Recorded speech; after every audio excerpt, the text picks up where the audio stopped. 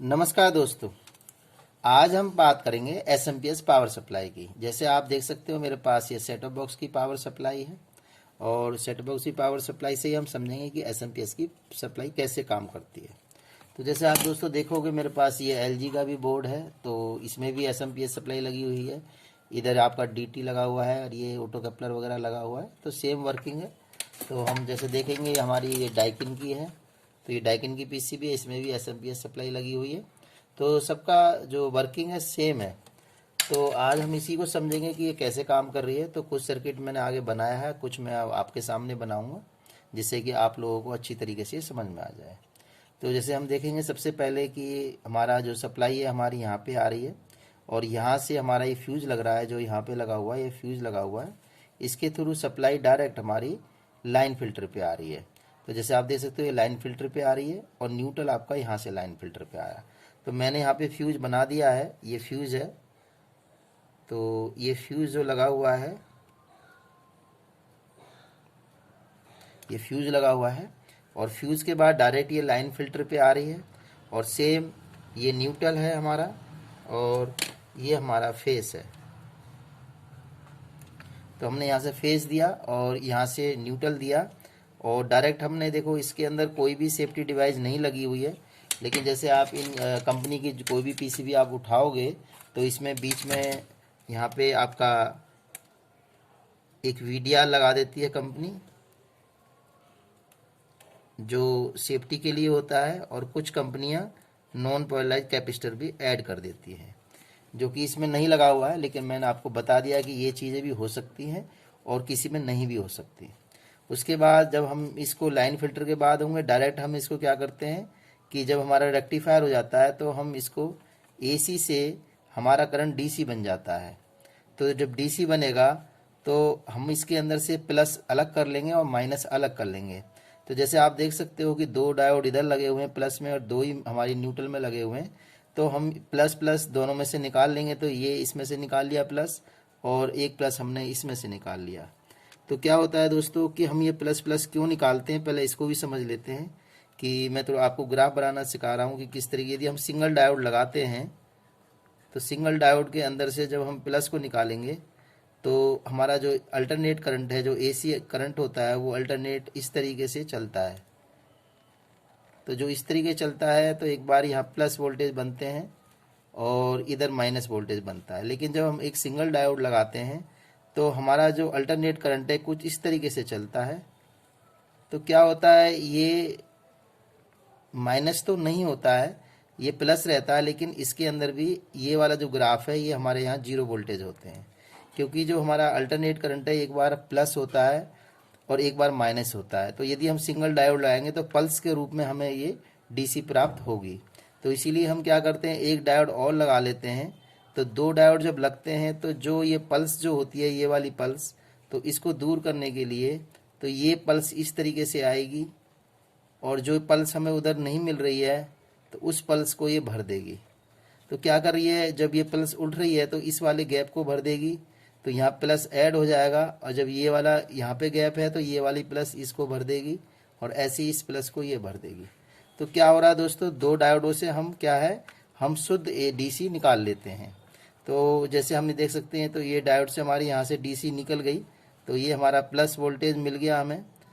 और इधर हमारा जो नीचे की तरफ जो आएगा, जो उल्टे डायोड हैं, तो सेम वर्किंग उल्टे डायोडों का भी होता है। तो वो भी मैं आपको ग्राफिक के द्वारा समझाना चाहता हूँ कि जब माइनस निकालते हैं तो माइनस हमारा जो निकलता है वो इस तरीके से निकलता है और जो माइनस निकलता है वो जीरो से नीचे रहता है, इस वाली जीरो से नीचे। तो मगर इसमें भी हमें यहाँ बीच में क्या है, माइनस ड्रॉप हो रहा है, ये वाला पॉइंट। लेकिन जब हम दूसरा डायोड और लगा देते हैं तो क्या होगा कि इस माइनस को भरने के लिए ये यहाँ पे जब उठता है, जब यहाँ पे जीरो होती है तो इस ग्राफ को ये भर देता है। तो ये जो ड्रॉपिंग आएगी, इस ड्रॉपिंग को ये भर देगा यहाँ से और ये हमारा प्रॉपर क्या है, हमारा डीसी करंट प्रॉपर तरीके से मिल जाएगा। तो इस तरीके से फिर हमें प्राप्त होता है। लेकिन जब हम इसमें फ़िल्टर ऐड कर देते हैं तो फ़िल्टर ऐड होने के बाद ये भी हमारा डीसी डायरेक्ट करंट हमारे पास प्राप्त हो जाता है। तो कैपेसिटर का रोल भी हम समझ लिया कि कैपेसिटर हमारा क्या लगता है, हम यहाँ से कैपेसिटर ऐड करते हैं और डीसी सप्लाई के साथ जब हमारा यहाँ से माइनस वोल्टेज जाएंगे तो यहाँ हमारा ये कैपेसिटर लग जाएगा। तो क्या होता है, यहाँ शुद्ध हमें माइनस मिल गया है, ये नेगेटिव वोल्टेज है डीसी वाले, और ये हमारे पास प्लस वोल्टेज हैं आपके डीसी।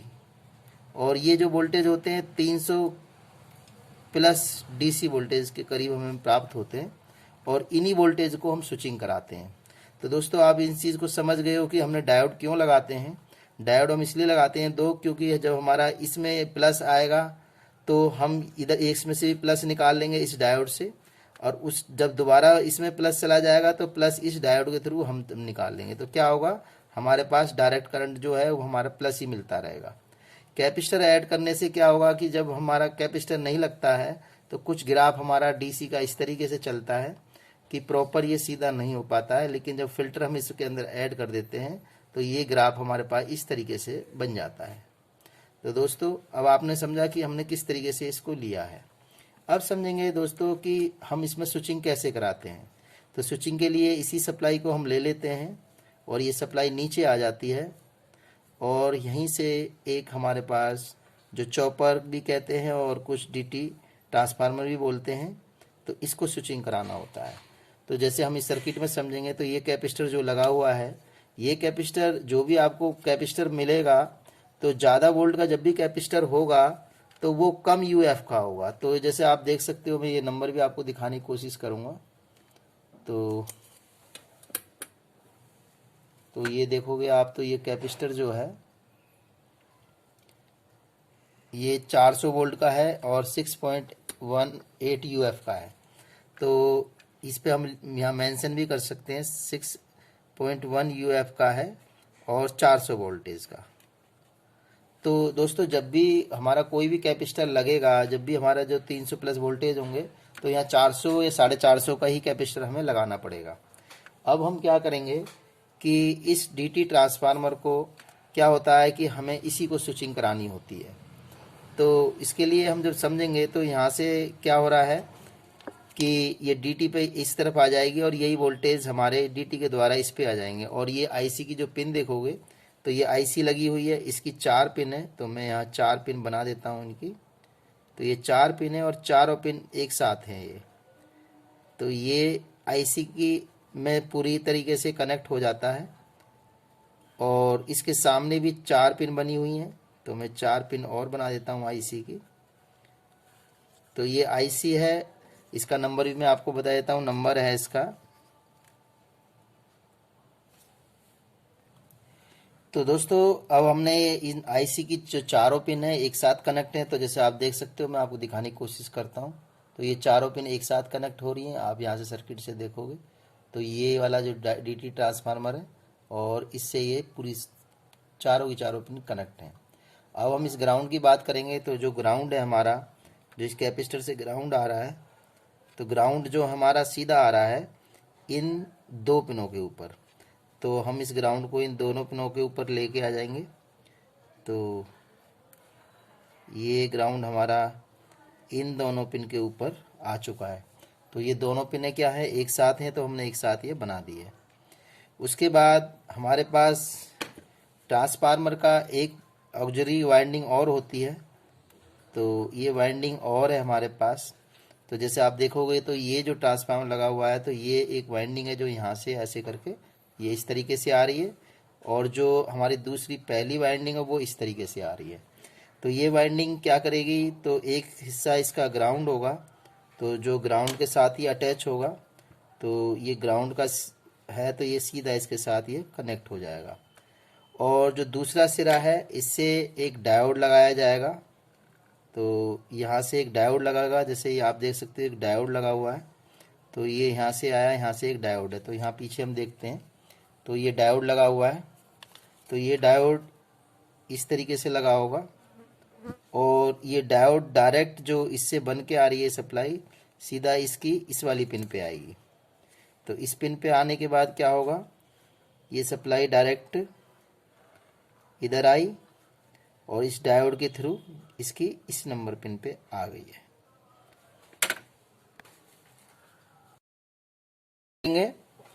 तो जैसे मैंने इसमें पिन नंबर लिख दिया है 1 2 3 4 5 6 7। तो ये AP8022 IC है और इस IC की जगह आप 8012 भी लगा सकते हो। तो मैंने यहाँ पे लिख भी दिया है कि आप 8012 भी लगा सकते हो यदि 8022 आपके पास IC नहीं है। तो अभी आगे कैसे कार्य करेगी तो हम इसमें समझ लेते हैं सर्किट के अंदर। तो हमारे यहाँ से हमने डायोड लगाया है इसकी 4 नंबर पिन पे और 4 नंबर से ही एक यहाँ से कैपेसिटर लगेगा जो कि ग्राउंड के साथ लगेगा। तो ये कैपेसिटर भी हम बना देते हैं। तो ये कैपेसिटर लगेगा। तो ये जो कैपेसिटर लगता है इसका बहुत बड़ा रोल होता है और ये कैपेसिटर की जो वैल्यू है वो आपकी 10 UF है। 10 UF का कैपेसिटर है ये। और इसके जो वोल्टेज हैं वो आपके वोल्टेज हैं 50 वोल्टेज। तो दोस्तों ये जो वोल्टेज होते हैं ये इसके लिए चार्ज करने के लिए जब ये वाली वाइंडिंग होती है तो इसके लिए लगाया जाता है। अभी मैं आपको समझाऊंगा।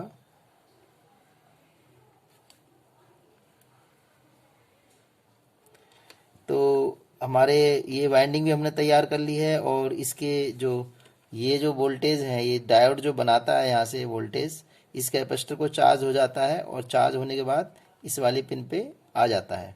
उसके बाद आप देखोगे तो ये जो है यहाँ से जो फीडबैक सिग्नल आएगा तो ये इसकी इस 3 नंबर पे आएगा। तो 3 नंबर पिन को हम इधर कर देते हैं, नीचे ले आते हैं इसको। तो 3 नंबर वाली जो पिन है इस वायर से हमें क्रॉस करनी है। तो अब हम यहाँ पे ऑटो कपलर बना लेते हैं। तो ये हमारा यहाँ पे ऑटो कपलर है।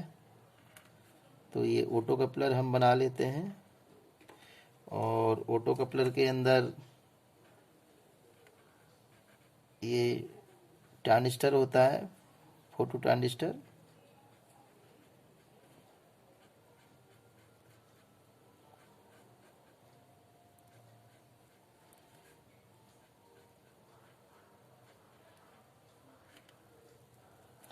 तो आप देख सकते हो फोटो ट्रांजिस्टर है।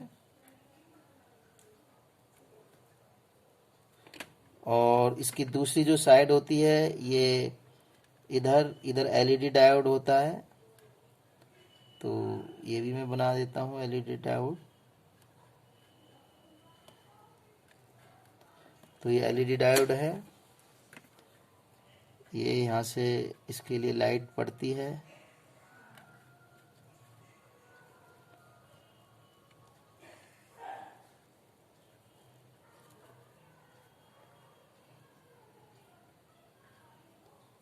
तो इसकी जो पिन है मैं बाहर निकाल देता हूँ। ये पिन बाहर निकलेगी, ये पिन बाहर निकलेगी, ये पिन। और मैं इसको थोड़ा सा एक थोड़ी ऑटो कपलर की लुक दे देता हूँ।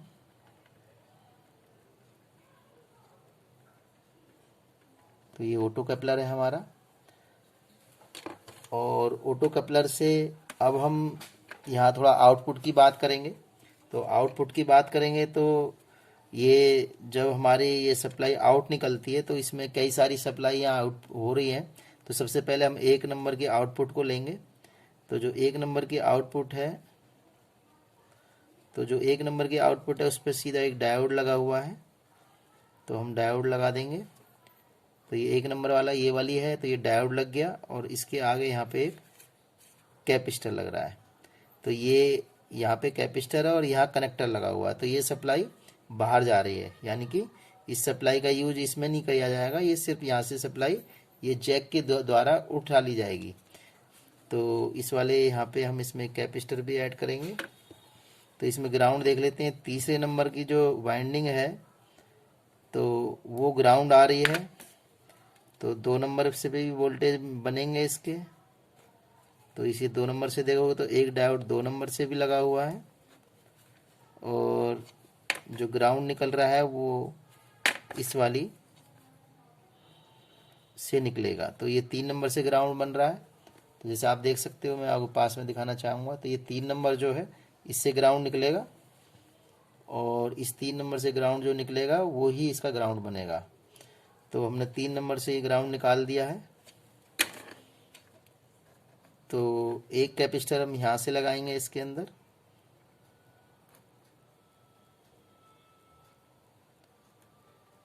तो ये हमने ग्राउंड पे लगा दिया है। और ये जो कैपेसिटर लगा हुआ है इसकी वैल्यू भी समझ लेते हैं।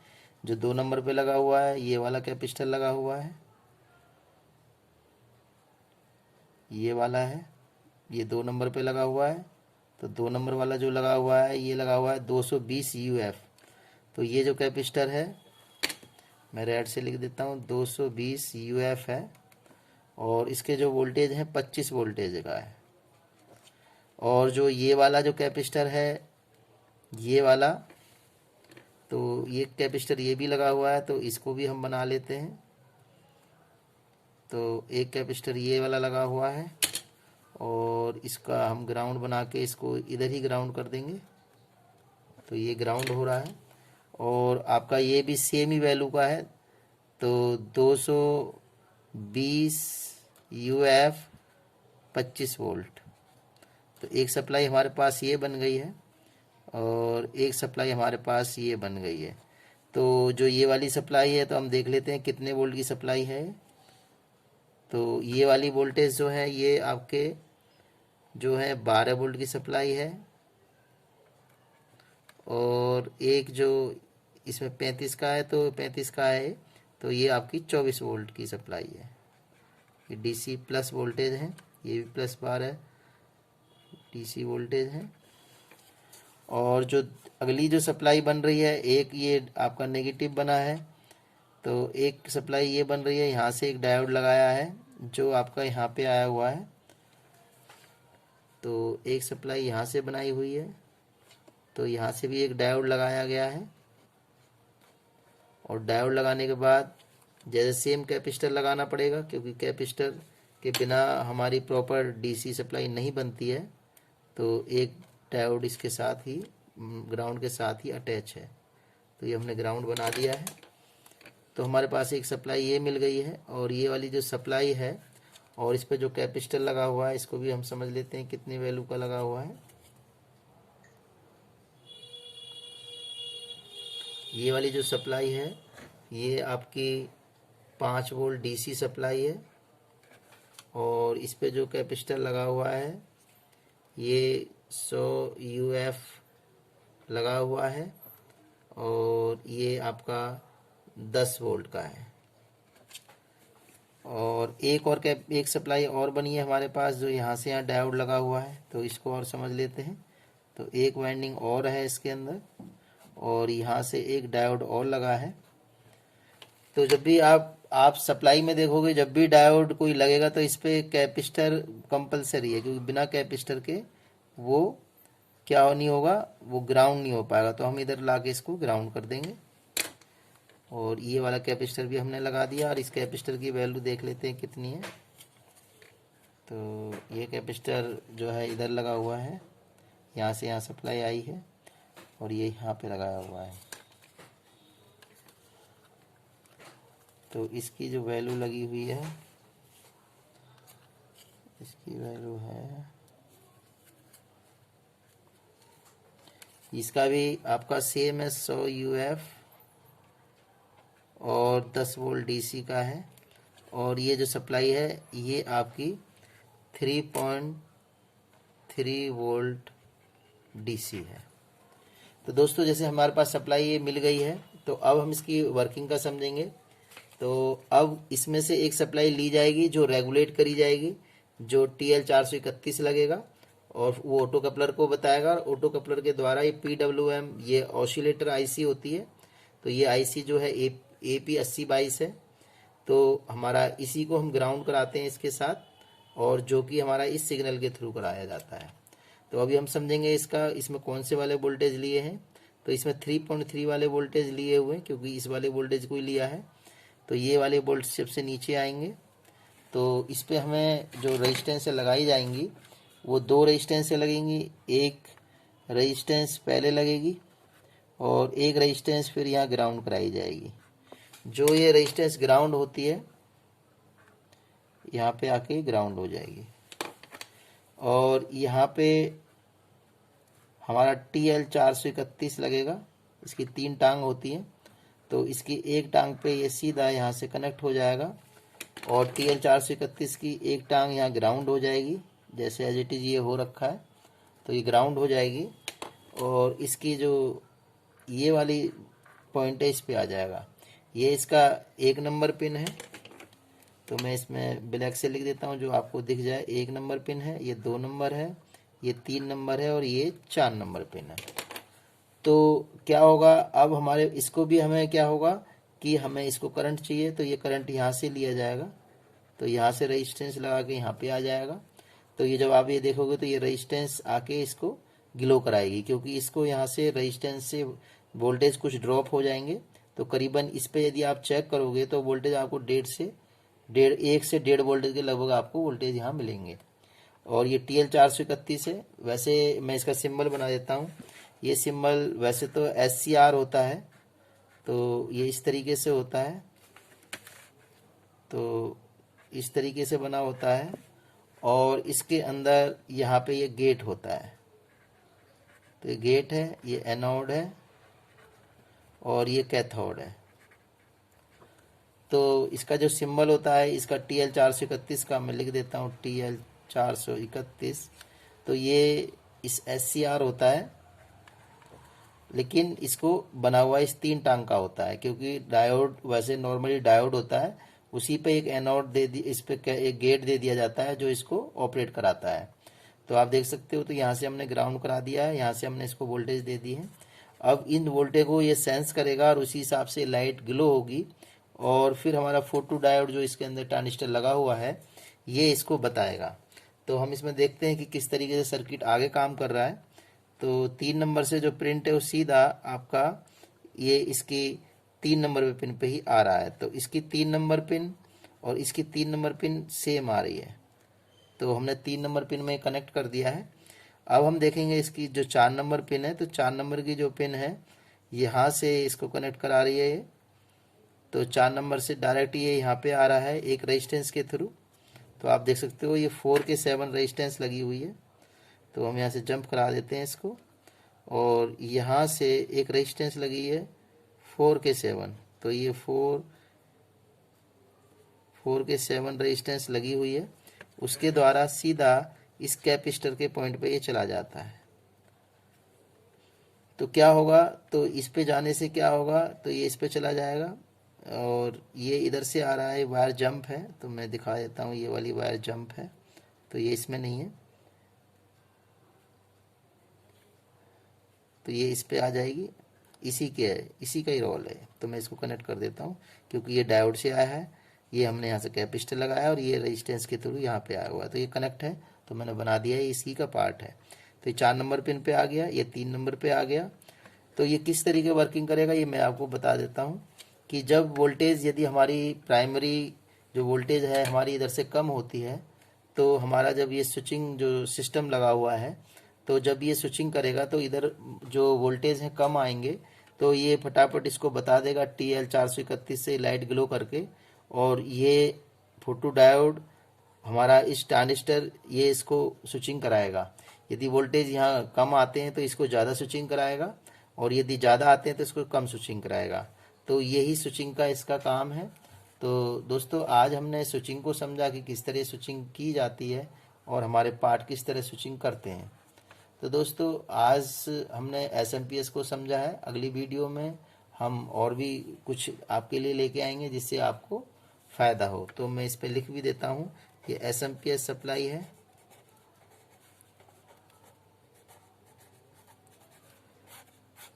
तो दोस्तों अगली वीडियो में फिर मिलते हैं हम। यदि आपको मेरी वीडियो पसंद आई हो तो लाइक और सब्सक्राइब ज़रूर करें। धन्यवाद।